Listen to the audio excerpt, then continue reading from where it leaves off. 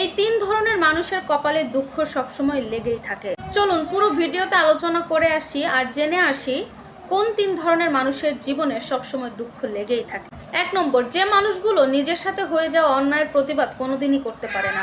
তাদের সাথে প্রতিনিয়ত অন্যায় হচ্ছে, সে বুঝতেও পারছে, সে কষ্টও পাচ্ছে, কিন্তু আফসোসের বিষয় ওই মানুষগুলো কখনোই তার নিজের সাথে ঘটে যাওয়া অন্যায়ের প্রতিবাদ করতে পারে না। তারা মুখ ফুটে কাউকে যে একটা কথা বলবে, প্রতিবাদ করবে, সেটা তারা পারে না। আর যে মানুষ তার নিজের সাথে হয়ে যাওয়া অন্যায়ের কথা বলতে পারে না, অন্যায়ের প্রতিবাদ করতে পারে না, সেই মানুষের জীবনে সারাক্ষণ দুঃখ লেগেই থাকে।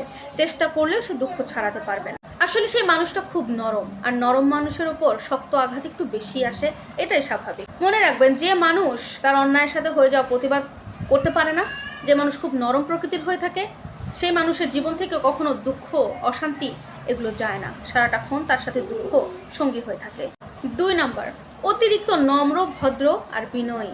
আমাদের এই সুন্দর সমাজে যে মানুষগুলো অতিরিক্ত নম্র হয়, অতিরিক্ত ভদ্র হয়, অতিরিক্ত বিনয়ী হয়ে থাকে, তাদের জীবনে দুঃখ দুর্দশার কোনো শেষ থাকে না।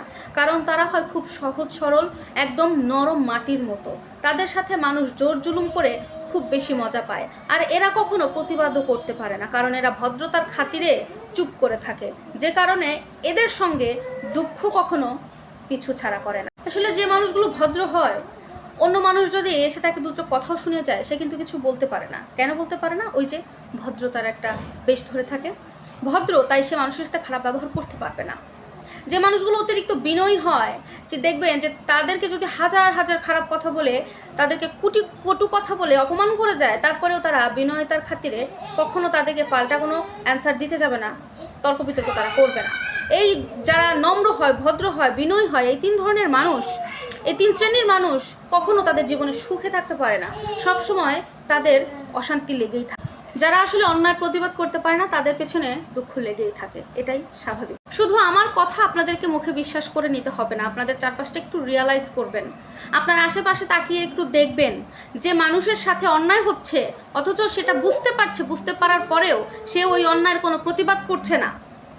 কিংবা আপনার আশেপাশে কোনো নরম, ভদ্র, বিনয়ী কোনো মানুষ আছে, তাকে একবার প্রশ্ন করে দেখেন যে আপনার জীবনে আপনি কেমন আছেন, সুখে আছেন নাকি কষ্টে আছেন।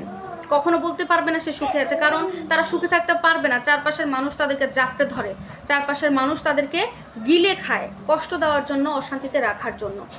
এই 3 ধরনের মানুষকে সবসময় মানুষ অনেক বেশি কষ্ট দেয় এবং তারা কষ্টে থাকে। এই ভিডিও মতো আপনাদের যদি কোনো মতামত থেকে থাকে, তাহলে অবশ্যই সেটা কমেন্ট সেকশনে জানাতে পারেন। আর পরবর্তী ভিডিওতে দেখা হচ্ছে অন্য কোনো টপিক নিয়ে। সে পর্যন্ত সবাই ভালো থাকবেন। আল্লাহ হাফেজ।